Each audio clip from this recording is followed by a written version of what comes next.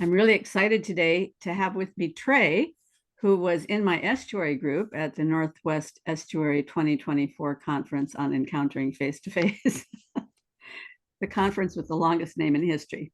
So Trey was sitting next to me and he was telling me about this idea he had from reading a book called Monsters and Magical Sticks. And I thought this would be a great way to introduce my little corner of the world to this idea. So I'm going to let Trey take it away from here and I'll let you introduce yourself, Trey. Tell a little bit about your background and then what was it about that book that caught your eye? Yeah, sure. So born and raised in California, and basically through a long series of events, I sort of got interested in Jordan Peterson, and then I got interested in Paul Vanderklay. And through basically TLC, I met somebody who was studying social work, and we got to talking, and he started talking about how he was studying hypnotism. And I was like, oh, that's interesting. And he was Did you like, yeah, say hypnotism? hypnotism, yeah, Okay. for basically his practice. He wanted, and then as soon as he talked about that, he started talking about pickup artists. And I was really confused on the connection there. And he said, before you start reading about hypnotism, read The Game by Neil Strauss. Um, and The Game was this really big book in 2005, basically introducing pickup artists about how to basically pick up women and basically talk to them. And I was really confused, but I read that book and then I started tracing that these pickup artists um, were all basically connected to this guy named Ross Jeffries. And then Ross Jeffries learned natural language programming, which is hypnotism. And it completely blew my mind um, because what he was trying to show me is that a lot of the times when we think of hypnotism, we think of sitting in a chair and moving something back and forth. What he was trying to show is that hypnotism occurs basically in daily life, and that's pretty much after I sort of went through that journey. And then he gave me this book, um, Monsters and Magical Sticks, and the subtitle is "There is no such thing as hypnosis." And I have a lot of notes on it, but yeah. So, and the authors are Stevens and Steele? Robert, yes, Stephen Heller and Terry Still. Stephen Heller. And okay.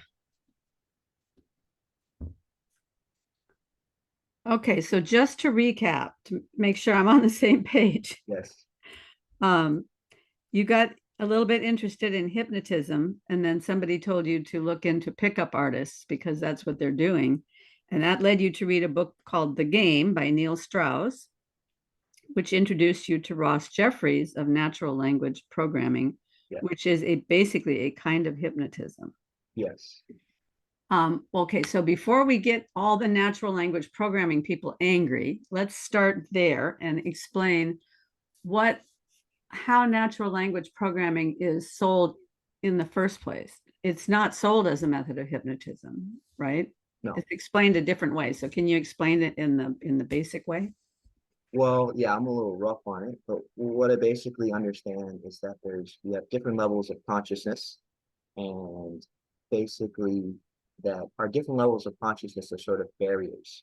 And what we can use language to basically get closer and closer to our unconscious. And then we can therefore use language in our unconscious to basically program people. I Now, just remembered where I heard that magical sticks reference.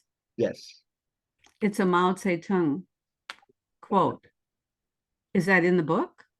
no, so this will, Because I saw it on Twitter this morning that Mao Zedong said, I think it was Mao Zedong, it was one of those communist guys anyway. He said, "You fools, you believe that words are just a way of communicating, but what you don't realize is that words are little sticks of dynamite that are implanted in you, and we control the fuse."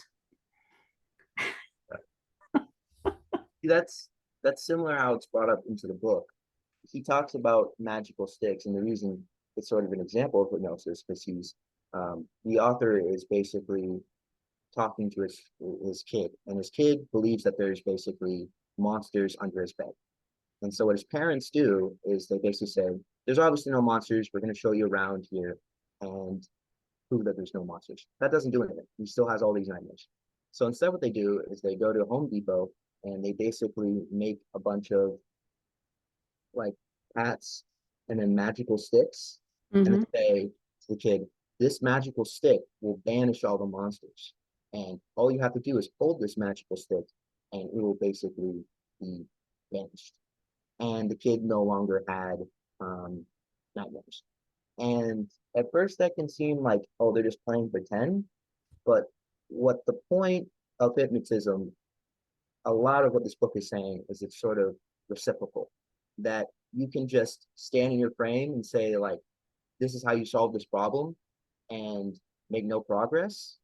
But if you sort of understand a person more, understand how they talk, what they're thinking of, and you sort of repeat back to them what they're saying, you can then get to that lower level of unconscious and then be able to do what. That reminds me a lot of a conversation that was on my channel between Michael Levin and John Vervaeke, and they were talking about the placebo effect Mhm. and how very mysterious the placebo effect is if you start thinking about it scientifically. Because what it's really saying is that there is a level above the level that controls the physical nature of your body. That, you know, if you take a placebo sugar pill or whatever, your body can heal itself just the same as it can if you take the medication, Yeah, which means that the mind is or something is controlling that level above just the cells and the neurons and the bones and the muscles and so forth. So and then he started talking about this guy Milton somebody who was a therapist of some kind and had kind of happened on this idea that he could help people with severe skin issues completely clear up their skin just through hypnosis. And so he was tying the idea of hypnosis and placebo together, which is basically what you're doing here when you talk about hypnotism being reciprocal. So, yeah, and it's funny you bring that up. He has an exact situation like that where basically um, there's a patient that is has intense cancer and is going through immense pain, and the doctors don't know what to do because basically he's really frustrated and he's taking it out in sort of a little bit of violent ways. So he comes and he he talks in a different book about how you can sort of connect to people to then allowing them to be under hypnosis, because he says the person has to allow themselves to be under hypnosis. mhm. And so he notices that, well, a lot of what he's doing is physical, so it seems like he's thinking in a physical way. Um, and then what he tries to do is he basically sits down with them, tells them to breathe deeply, and he says, I want you to focus on an area in your body, and I want you to increase your pain in that area. I want you to think to increase that. And he does that through different parts of the body. And it seems counterintuitive, but if you're focusing on one area and you're making it so that one area is feeling more pain and the rest of your body is feeling less pain. So he basically continually does that. And then he says to himself, well, did you notice that your arm wasn't feeling as much pain when you're focusing on your left hand, making it so it feel pain? And he did that with his body. And then he basically felt through continual use that like his pain went away. It's really interesting. So it's almost like it's not, some people might call it a self hypnosis, but what you've really done is break through a barrier of consciousness that says, if if I'm capable of making my pain worse in one place, I'm also capable of making my pain better in another place, which is giving agency to the consciousness in a way that the individual didn't believe that they had before. And it's about distraction and like pushing your, because a lot of the examples he gives in the book is people already have a guard up, and what it's doing is showing removing the guard a little bit. Because Mhm. um, to give another example, there was this professor who said, "Oh, I'm never going to be hypnotized. I'm never going to be hypnotized." And then what the hypnotist basically said is, "I want you to hold out your arm and I want to clench it as much as possible. And I'm going to basically, without you noticing, I'm going to try to unclench it, but you won't notice." And then he was focusing so much on this that during the lecture, he was able to take his right hand and just basically play around with it without him noticing, because the person under hypnotism was focusing so much on this. And then you realize I had been hypnotized. I just hadn't been hypnotized in the initial way. And he did that by basically getting to a lower sense of the consciousness because he's not thinking about this. So he's not being Mhm. attentive to it. Mhm. Wow. Yeah, I mean that connects up to a lot of things, but what really popped up in my mind is Michael Levin is always talking about this third hand experiment. Mm-hmm. Have you heard about that? No. Well, they attach a lower a rubber arm to the elbow so that there's a third arm, short arm and hand sitting Yes. next to your hand. And supposedly through some, I don't know if it's hypnosis or something, it um you can within 10 minutes, a person can become convinced that they've always had three hands. Mm-hmm. And it just becomes a normal part of your consciousness that you've always had this third hand. Now, I don't know. I haven't looked up the experiment. It sounds really outrageous, but he always uses it as a way of showing that the mind is very malleable, very adaptable, because he's always trying to prove in his experiment with cells that organisms don't evolve slowly over time according to some minor changes in the organism. Organisms evolve according to an ability to adapt to different environments. So Mm-hmm. organisms evolve their adaptation skills rather than evolving different parts of their body and so forth, which is, I mean, it's kind of an interesting concept, but he always brings that one up. He's always talking about, yeah, he always says, you've seen the experiment with the rubber hand. It's hard for me to believe that you could believe that you've always had three arms, but Yeah. And another thing he talks about in the book, which is sort of related to the three arms, is how we construct these maps of the world mm-hmm, that usually throughout our childhood, we can have um, basically maps of the world that are sort of incorrect. And a lot of what he's saying is a lot of what sort of comes up with in the Peterson sphere, that like there's mm-hmm, so many facts in the world and we have to basically create a hierarchy.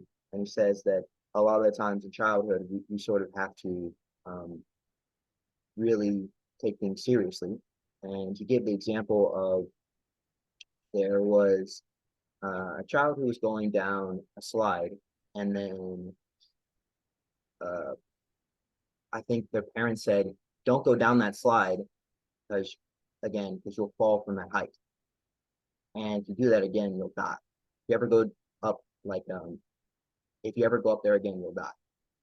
And so the person then internalized that, and then said in their map, "If I go of to a high course. place, I'll die." Yeah, yeah, of course. Um, and then basically the hypnotism was, uh, I think that they described things basically with um, feeling words and not about physical sense. So we sort of try to replicate those feeling words and connect with them. And after sort of connecting, we then try to put them in a high place, associate the feeling of uncomfortableness with one part of the body, So when we say, imagine yourself basically on a very, very, very high place, and then you touch a part of their body to basically associate that symbol and what he calls ground them. And then he would try to basically think of a good memory, and he would basically associate with that. And he would basically, in this idea of their brain when they're thinking about these things, try to put more good memories by associating their body with these good memories, and it worked. And now is this using natural language programming as a form of hypnotism, or? He used natural language programming to basically connect with them, and then Okay. he used grounding, as he terms it, Uh-huh. which is basically associating different touches on your body with different memories slash emotions. Hmm. So the authors of this book, are they psychologists or? They are psychologists, yeah. Uh-huh. And have you gained an interest in psychology through this? I mean, what are you doing with all these ideas? Um, I think a lot of the key point in the book is how hypnosis happens daily, and I think it makes me more cognitive of doing it. So like he starts out the book by saying like a waitress comes to your table and already gives you the check, and she's been nice to you, she's been kind, so you sign it. And he asks the question, is that a form of hypnosis? And he basically dives in to say, yes, it is, because what the woman was doing by initially chatting to you and talking to you, making so that you're more easily able to sign a bigger number on that tip, because your guard isn't up. If you know, Come on, wait, that is so cynical. That is so cynical. what like that's that's I think where hypnosis can be very beneficial or very like negative, because he's basically saying hypnosis happens in every day, and you shouldn't think of it as a bad thing because I can use it for good. Well, that makes everything pragmatic then. Everything is performative. There it can't just be that waitress is a nice person with a gift of encouragement who enjoys her job because she gets to interact with people. Well, that's like also the part of the thing is that people are doing hypnosis without them thinking about it. And the point in saying the server is like the server's not really thinking about it, but it's having an underlying effect. And he doesn't say that the psychiatrist is coming from this like high position where they'll never be hypnotized. They say like usually in your practice, your patient will also hypnotize you. And that doesn't have to be a good bad thing, right? The patient may hypnotize you to feel more emotion and to basically see them more as a person. And that's a good thing. Well, so basically what he's saying is that any form of communication has some aspect of hypnotism in it just by its nature, Yes. and that it's not there are intentional forms of hypnotism and unintentional forms of hypnotism. Yes. Okay. Well, before you continue on with the book, I'd like to know how the pickup artists connect to all this. Yeah. So natural language programming was basically coming in the 70s. And it was very tied to hypnosis of helping people basically work through their issues. So it would be descriptions of their life, and then they would try to use certain words that would break through and to basically allow them to be a subconscious. So, for example, you had a really bad memory, right? You would ask them, you would ask them descriptive words that would make it so that they would recollect in their memory and try to work through it. So, what is a time in your life where you felt so alone that you thought that no one could support you? You're not asking when have you felt lonely. You're giving extra descriptions so that Mhm. they have to basically go into their brain and not just give an immediate response or just say no. Mhm. So that's the good part of it. Now, Ross Jeffries was basically looking for something to make money in life, and he started looking at natural language programming. And he said, okay, what if I could use this on women to basically seduce them? So instead, Now, like how much this worked, I'm not really sure, but he would say something like, he would talk to a girl and he would basically say like,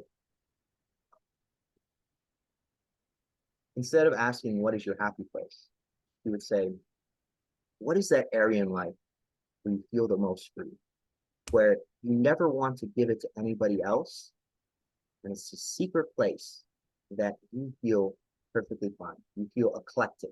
You feel basically like you're the freest person in the world. Now, of course, you would sneak in a bunch of innuendos in there as well to basically match him being in that place. But he would use that natural language programming to think of their happy place and then try to associate him with that happy place to get some sort of affection. Hmm. So basically refining the question in such a way that you're driving a person towards a particular point, and the particular point you want is for them to associate you with that idea. So you just keep refining.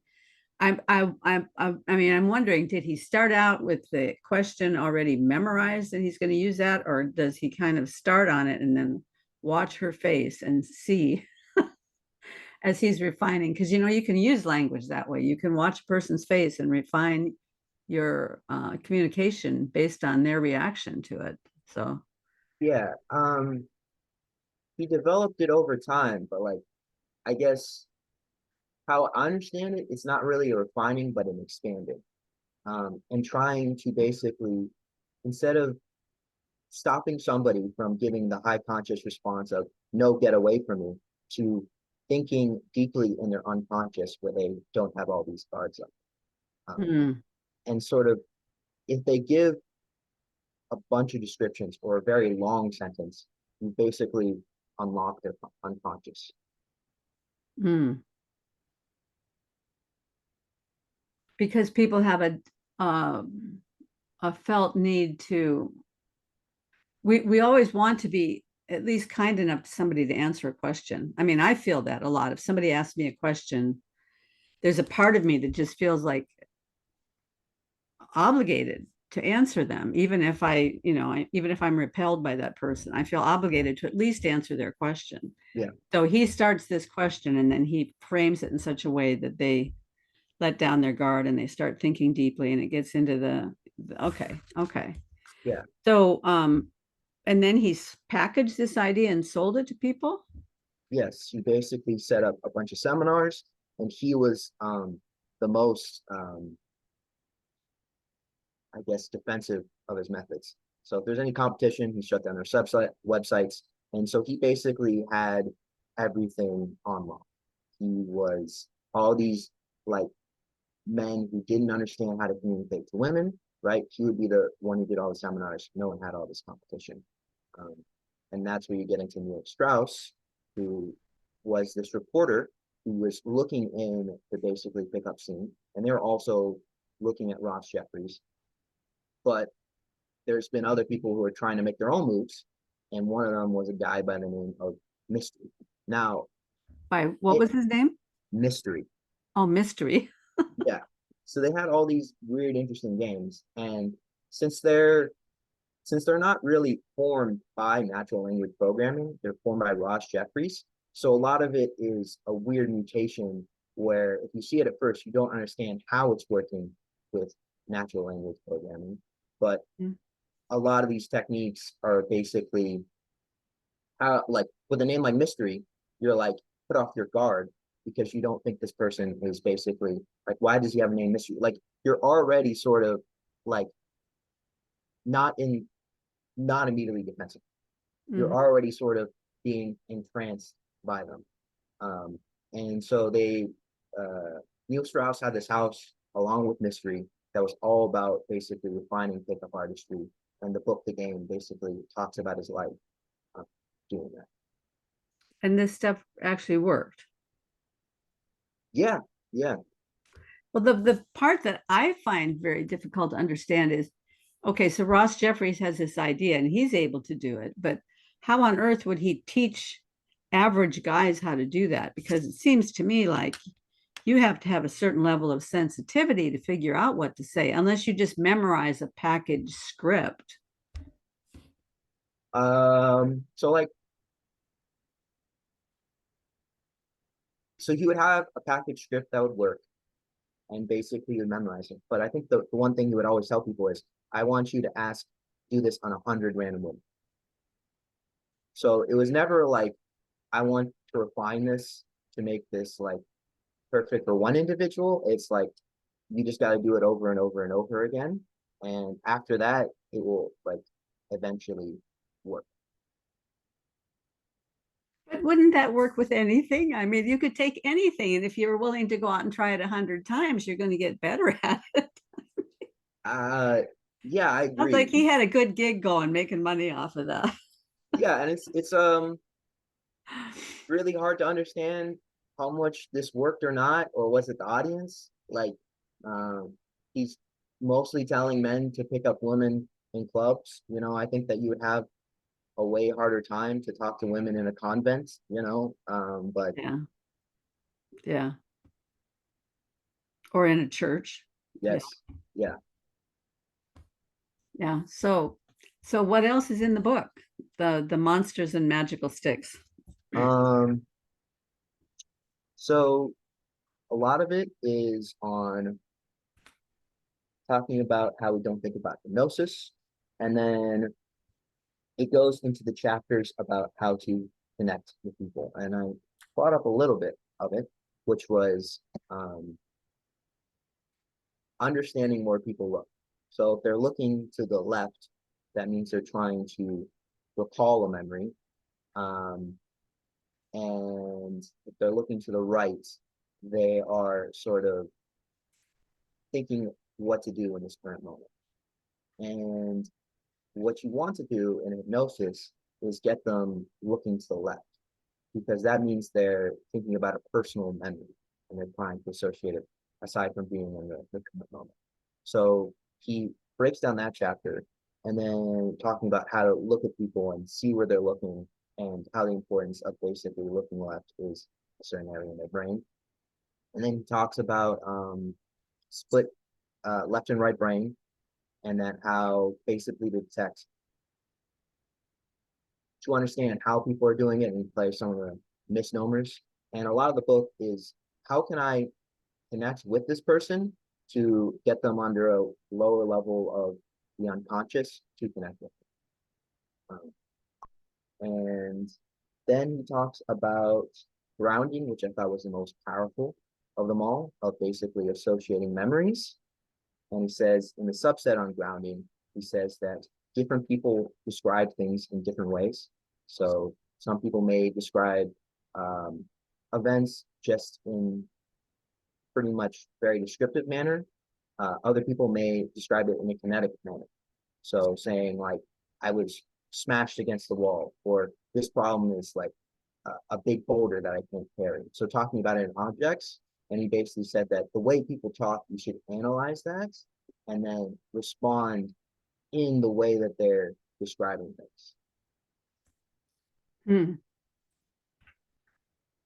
So people have different linguistic packaging, basically. So some people um, tend to think more in physical terms of how their body is reacting, or thinking about how their body reacted or moved in a certain situation. And other people have more of a, what, imagistic or, Yeah. okay. Exactly. Yes. So what do you make of that? Does that all make sense to you? Sort of. I mean, I feel in between on this book, because um, talking to my social worker friend, he said, yeah, you know, a lot of hypnotists aren't really focused on doing experiments in the same way. Hmm. And I know that a lot of the left and right brain stuff is, it felt like hypnotism, like just with talking about like pickup artistry, hypnotism is really the best when you know somebody. And a lot of these tricks really are probably not 100%, but they're just ways for the person who wants to hypnotize the other person to just read and understand the other person. Yeah, I mean, if it works better with people that you know better, then it seems like it would be self-defeating, because once you get to know somebody better, you wouldn't want to interfere with them using hypnosis. Um, yeah, because like there is that tension in this book where it's like hypnotism can be used for really great things, but it's also like, do you want to hamper that? You Mhm. know? Well, do you ever listen to Scott Adams? Um, Sometimes, You know who he is? yes, Yeah, because he talks about our former president, whose name I will not mention, as having been a great hypnotist. yes, And I never really understood that, but I have noticed something about the physical thing, that when he meets people that are important, one of the ways that your first thought about it is that, oh, he's deferring to that person, but he always touches them on the shoulder. I mhm, don't know if you've noticed that. And yeah, I wonder if that's that grounding thing. If he's saying a certain thing as he touches them on the shoulder, if he's setting up some sort of a memory or a grounding or something that develops that relationship that allows him to talk with them, you know. yeah. I mean, he also has been known to basically very pull people in when shaking Mhm. their hand. Yes, yes, I've And seen that too. Yeah. yeah, and I think that that's just like a way in your brain that you're basically anytime somebody shakes my hand and pulls me in, I know it's this person, which is already like I would say is a form of hypnotism because they're like there can be a sort of comfort in somebody doing that. Even though it's a Hmm. striking thing, you can know, oh, it's this guy. Like I know it's him, Yeah. right? Yeah. And you're already picking up where you left off because there's Hmm. already some way that he's striking you in mind. Yeah. And it's also a feeling of, oh, he's letting me into his life. If he's Yes, pulling me in, then he's making himself vulnerable to me, yes, right? Which is a, yeah, a form of deference, but also like almost like a dog going out onto the playground has two yeah, choices. They're either going to dominate the pack or they're going to lay over on their back and be submissive. mm, But the ones that lay over on their back and be submissive, then all the dogs want to play with them.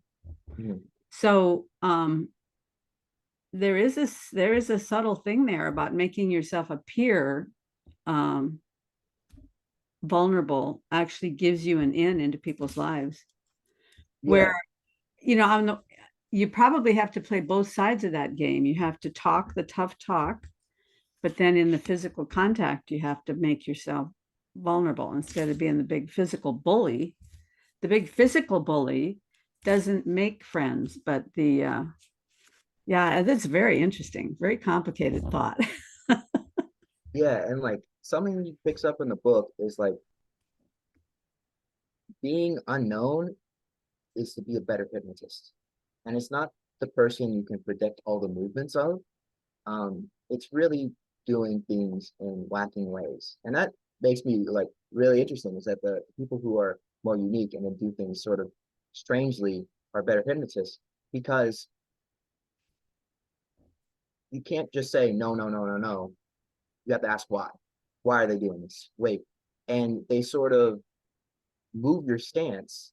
So just as I said, like beforehand, where the person was gripping, right, and then they were able to mess with their hand and basically move it without them completely noticing, right? It's because it was unexpected, and a lot of that hypnotism is being unexpected. So I'm Mhm. sure person should not be named, but like when he brings them in close, very few people do that, and it's sort of an unexpected person where you instead of saying no, I don't want to shake your hand, you're like you shake my hand like that. Now you're like processing. So, in a way, when you think about that in terms of social media, maybe that's part of what makes things viral, right? Yeah. Is that weird thing like, well, why would he do that? And then so some people will use that as an excuse to make fun of that thing, and then other people will use that as, wow, that's really cool that they did that thing. but then it captures everybody at some level. Yes, yes, Yeah, yeah, yeah, yeah. yeah. Well, so you and I met in our estuary group, Mhm. and why don't you talk about what that experience is like? Are you in an estuary where you live? Yes, I'm actually hosting my own Estuary in Los Angeles. So, Okay, well, let's talk about both those things. What is it like to host one, and what is it like to participate in one? And particularly, how did you feel about the one in Olympia? well,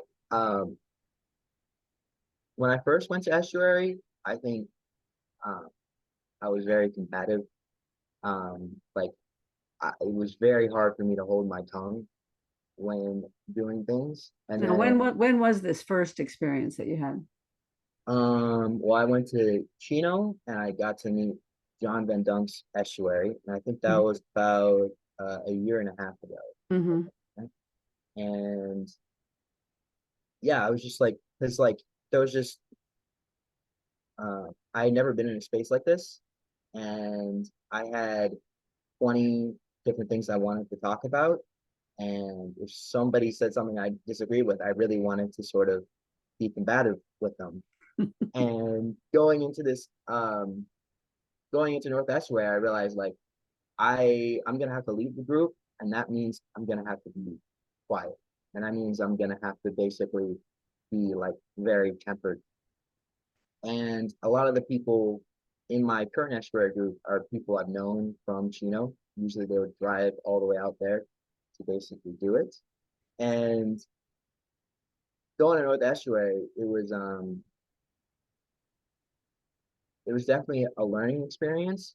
But then I realized like the more I didn't talk, um, the more the conversation changed in ways I would have liked more. And sometimes when you have something on your mind, you don't realize how the shape of the conversation can change. Um, and watching things play out is sometimes more interesting. You mean it's more interesting to listen than it is to This week, participate? Yeah, yeah, yeah. I thought we had a particularly interesting estuary group. definitely. Um, and a part of it I felt was because we had a married couple in the group and they were both there. Yes, And so that gave a very different dynamic, I thought. Um, and really a wonderful model to see how each of them were willing to be transparent about themselves in front of their spouse, which I'm I just thought that was remarkable because that's not the easiest thing to do when you're in public. no, Yeah. and And then we had people like you who are naturally a little bit combative. And we had a couple of other people like that are naturally a little bit combative. But then what that does is it adds such a sparkle to the conversation because then you find out, oh, there are all these other things that you'd never think, oh, somebody's thinking about that. Wow.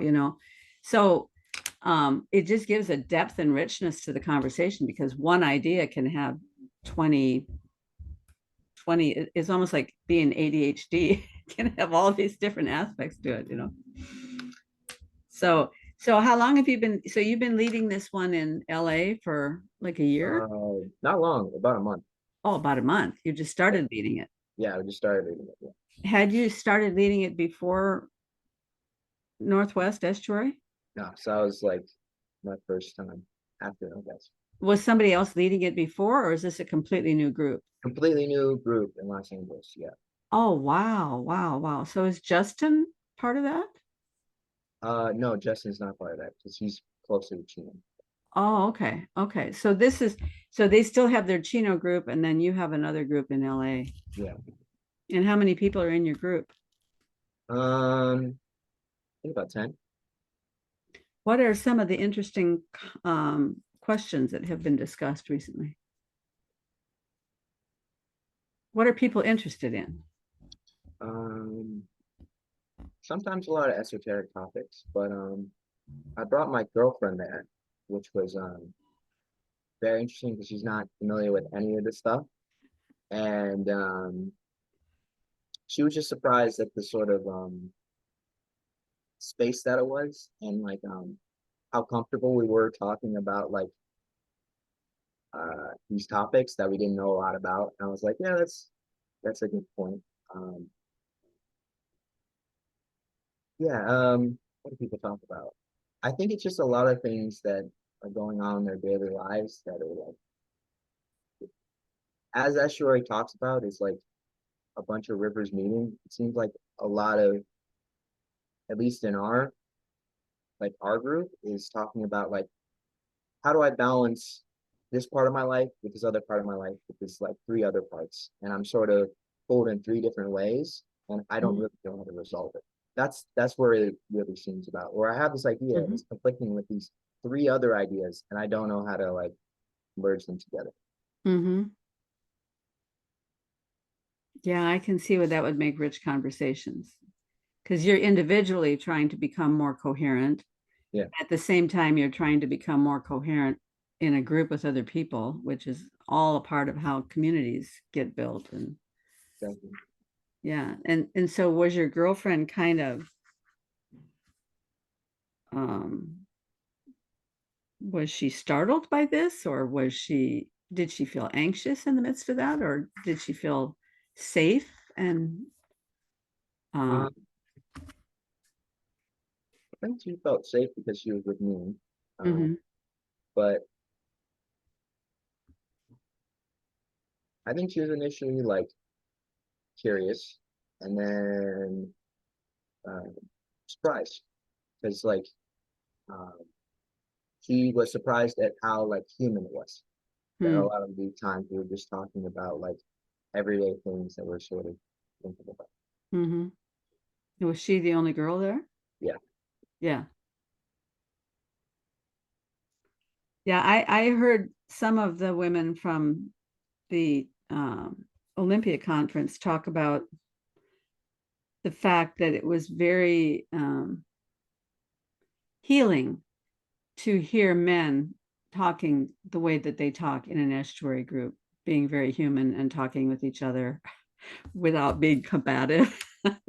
And because I think women have a lot of preconceptions based on the media of what Yeah. men are like, and based on women's studies and all these things that have tried to paint men as monsters with magical sticks. you know so it was really eye-opening for a lot of these women to be in the groups, in the estuary groups with the men, and see how men really are dealing with real life every day.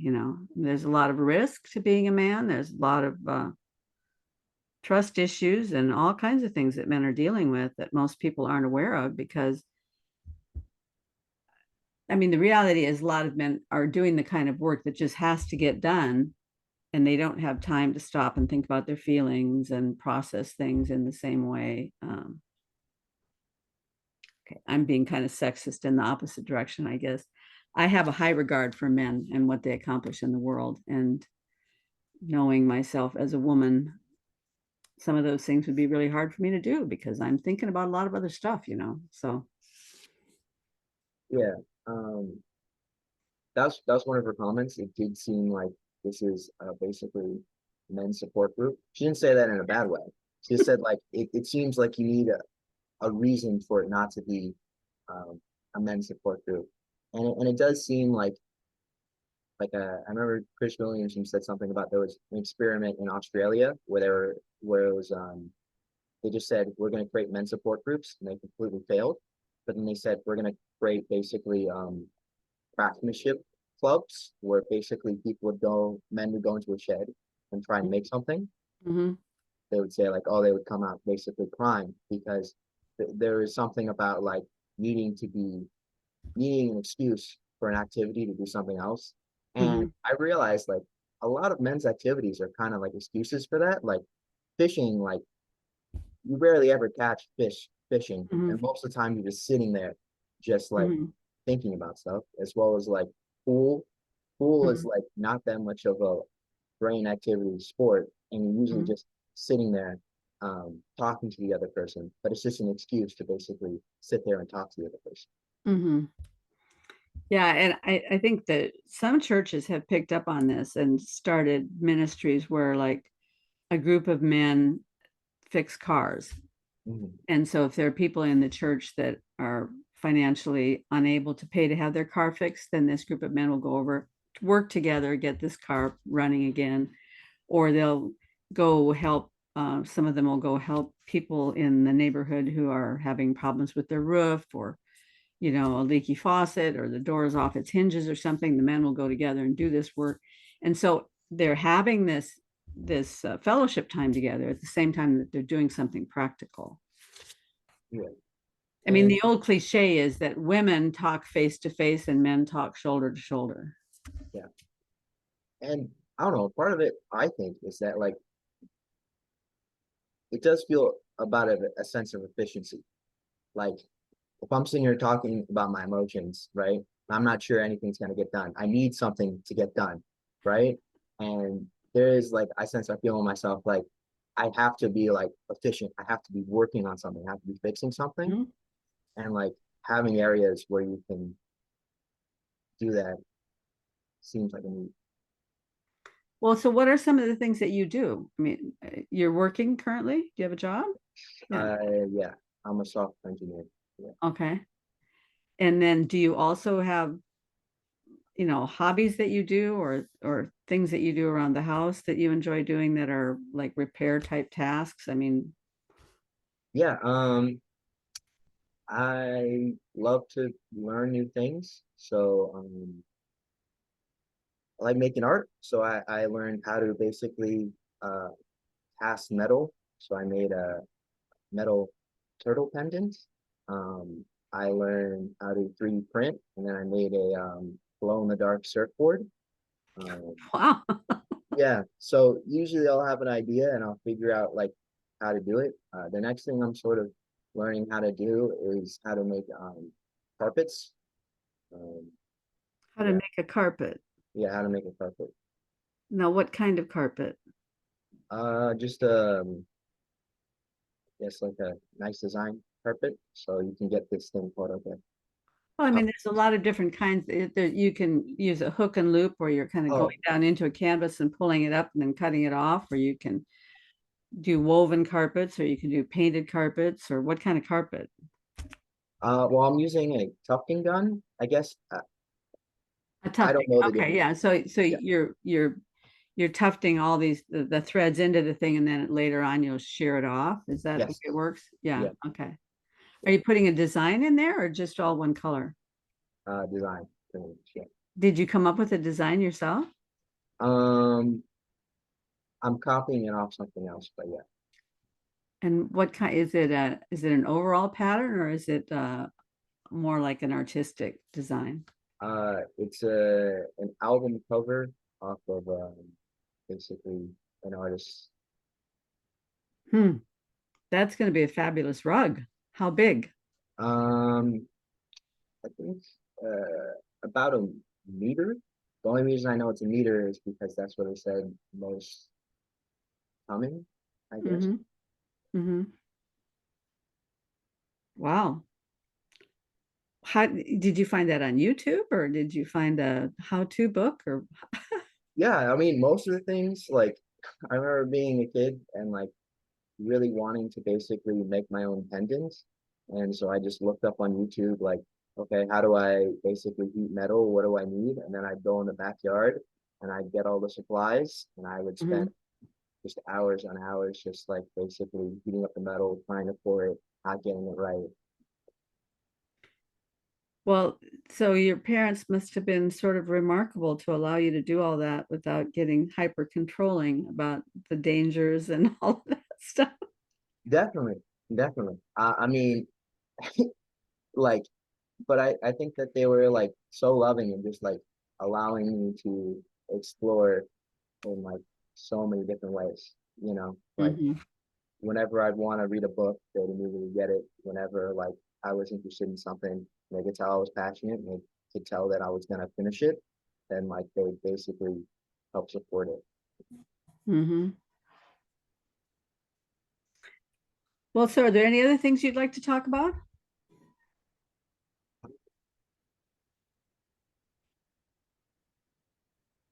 Which I can think about. Yeah. What have you been thinking about lately, aside from like when you get ready to go to your next estuary meeting, are you going to go with a question prepared for yourself? Because everybody has to put something in the pool, right? Even the leader. Yeah. Sometimes I do pass. What I'm thinking about,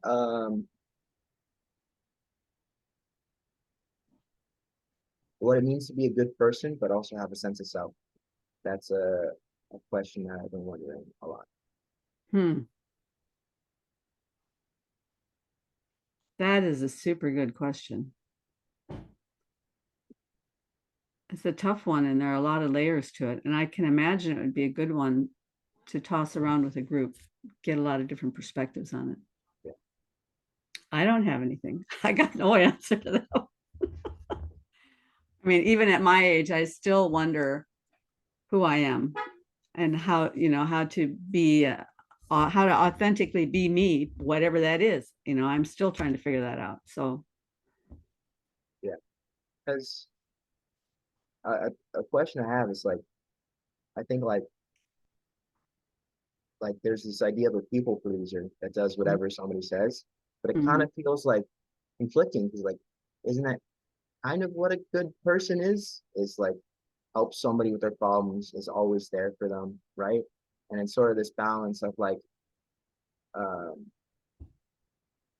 telling somebody what's right and telling them not to do something, but also like not being overbearing. Like you could feel that somebody's doing something wrong and be too overbearing by basically nitpicking them and telling them stop to do that. mhm, You can also be a people pleaser and never tell somebody that they're doing something wrong. mhm. Well, and the whole issue of doing things for others that you feel that they need you to do is really just fraught with all kinds of problems because Jordan Peterson always says don't do anything for anybody that they can do for themselves. Yeah, And the reason you have to do that is that you can very easily weaken another individual so much that you completely remove their sense of agency. And if you do that when people are young and malleable, they grow up without any sense of agency because somebody else always took that away from them, did things for them that you think, oh, this is going to be too hard for them, so I'll just step in and do it. yeah, But even a lot of times the motivation is more like, oh, well, they could probably do that, but if they do that, it's going to make a mess and I don't want to have to clean up the mess afterwards. So I'm going to step in and do it for them. I mean, there's a lot of really toxic reasons to do things for another person. And sometimes it can just be people pleasing, but sometimes it can be to make myself look good or to make it easier for me to deal with the situation because I know how to do it better. And so you're actually putting the other person down by doing it for them. I mean, there's a whole raft of reasons why you don't want to be doing stuff for other people that they can do for themselves. But yeah. So then to sort out what it really means to be a good person, what does it really mean to love another person? Because yeah. love isn't just doing everything for them or making their life easy or doing all sorts of nice things for them. Maybe love is challenging them to do hard things for themselves. And And I think the hard part is like sometimes our challenges may be necessary, and sometimes those challenges may break friendships. And it's mhm, sometimes conflicting because like I knew this is what I should say, and maybe they're not at a like place to sort of accept it, but I knew mhm, it was necessary. And there's always going to be a conflict there.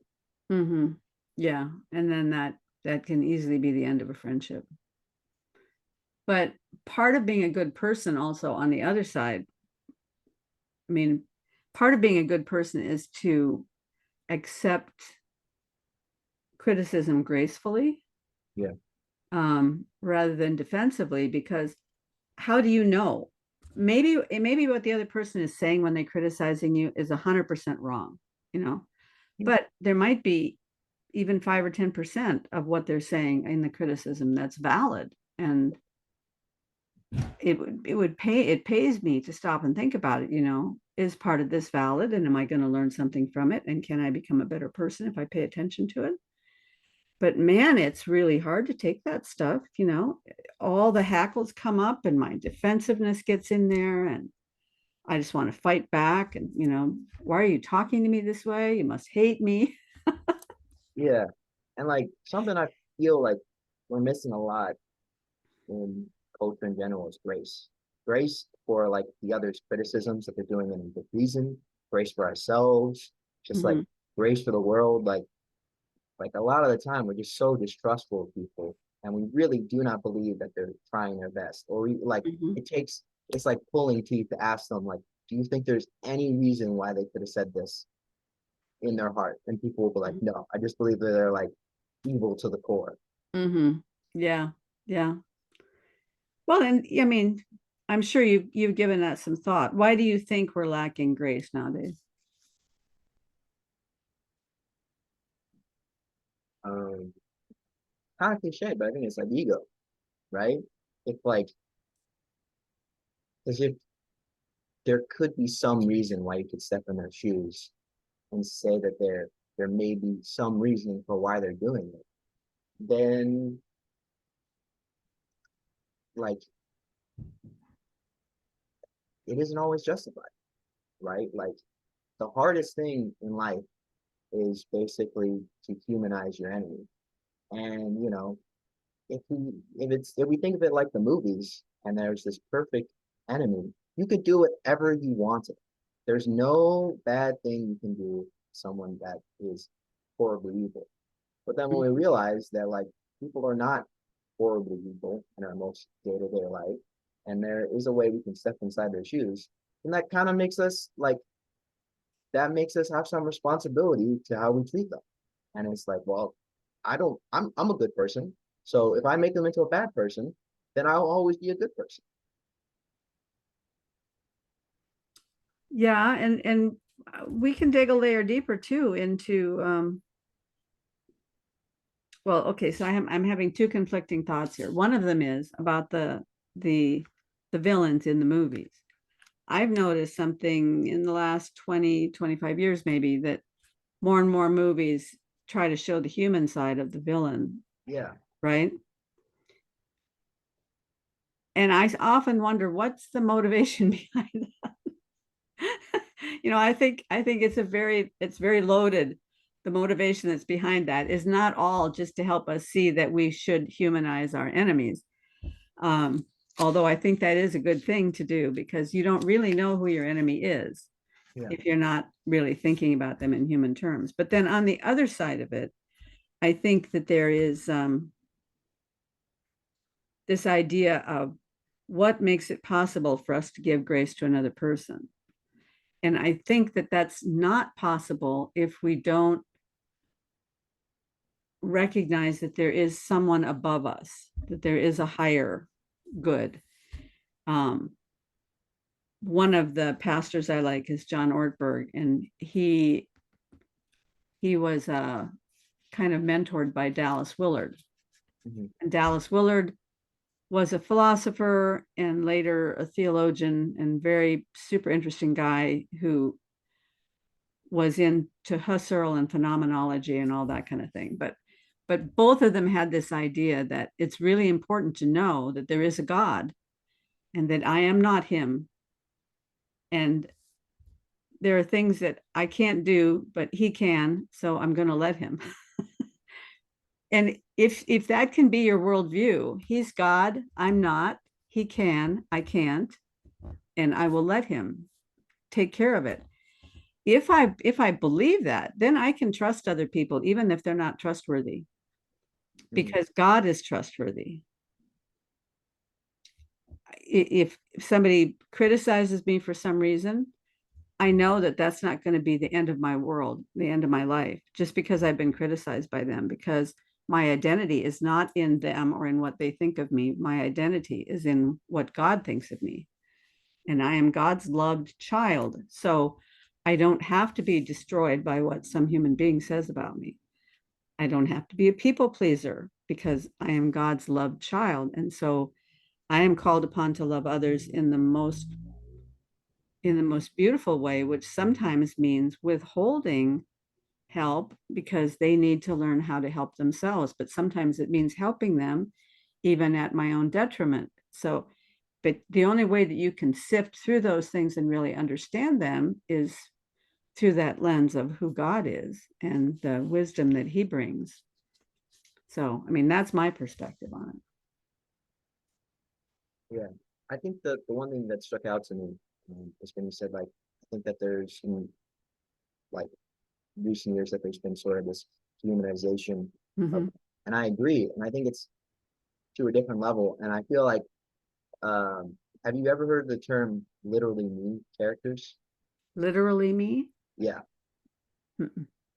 so it's sort of a trend within like memes of basically young men relating to these sort of rebellious characters that are very much alone and very much tortured, but are trying to change the world.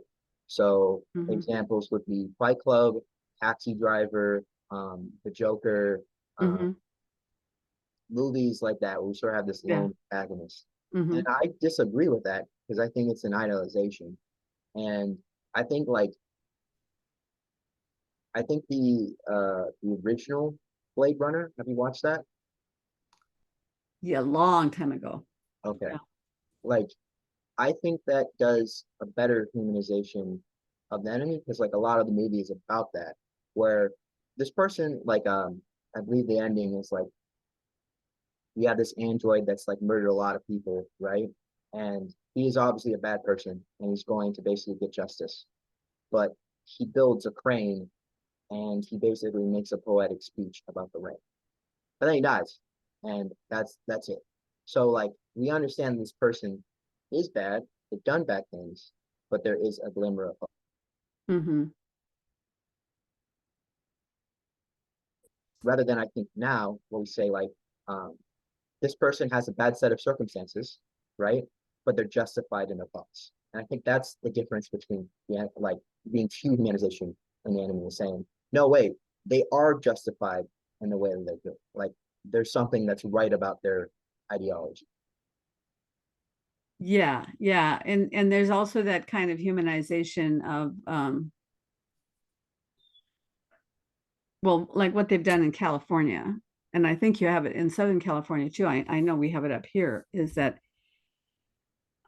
they have made the penalty for shoplifting only if it's over $1,000. So if it's $950 or under, there's basically no penalty for shoplifting. So, and they've done that because they don't want to unjustly, dehumanize criminals. They don't want us to call them criminals just because they shoplift, because they may have some valid reason for shoplifting. Mhm. Well, it starts getting all twisted up in there. Like what?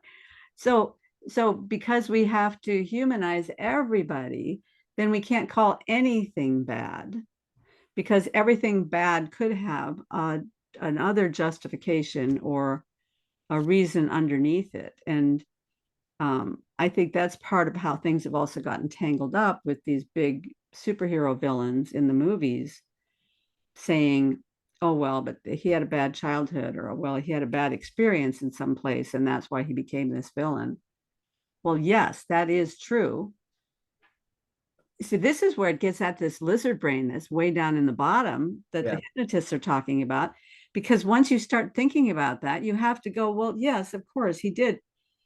That's why he became what he is. And so he doesn't have any responsibility for that. And he doesn't have any responsibility for the millions of people that died. And then all of a sudden you're like, wait a minute, I'm so tangled up now. I can't make my way through this.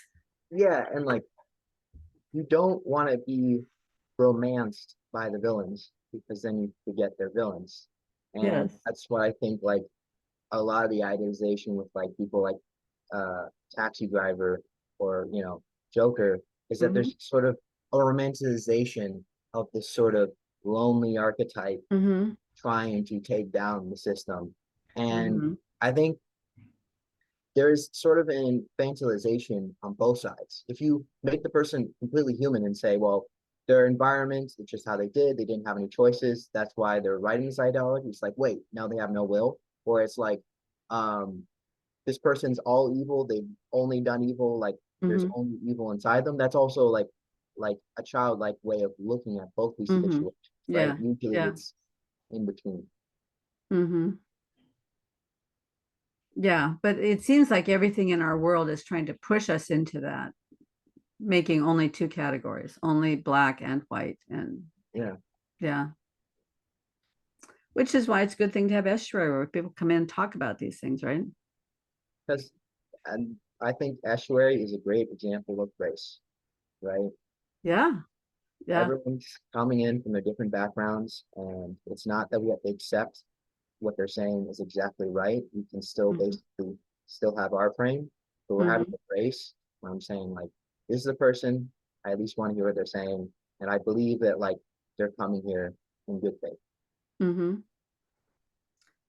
And the beautiful thing is that even there are a lot of things that you learn by listening to somebody that you disagree with that you would never have learned otherwise.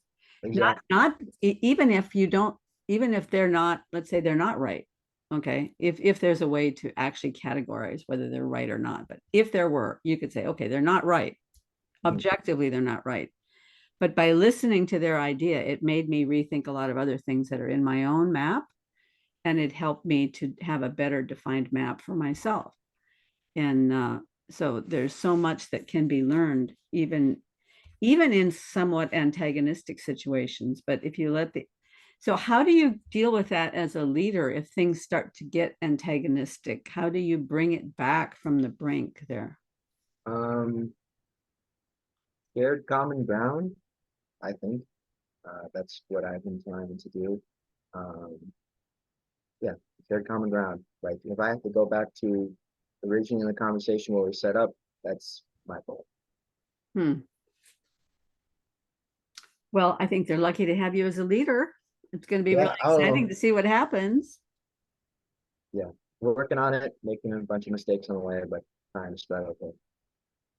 Yeah, one just started up near my house, thankfully, finally, up in Palo Alto. So Mhm. um, they've only had one meeting, but we went and it was really fun. And I'm looking forward to the next one. So, well, this has been great, Trey. Thank you for being so open and honest and for introducing us to monsters and magical sticks. And do you think I should put the pickup artist part in the title? You could, you may, it would be, I would not be surprised if Ross Jeffries tried talking to you. And I feel like that would be a very interesting situation because it would be a clash of two different worlds. Yeah, well, I would be, should I be afraid that I would get hypnotized during the conversation and I wouldn't be able to find my way out? I think you would have your guard up so much that I don't think it would help. Well, and the nice thing is, I mean, I'm running the show here, so I can either Yeah. publish it or not publish it. So, Yes, exactly. yeah. Exactly. Well, have a great week, Trey. I really enjoyed this. It was super fun. Definitely had a great Yeah. time. Thanks for Okay. having me on. Talk to you later. Bye bye.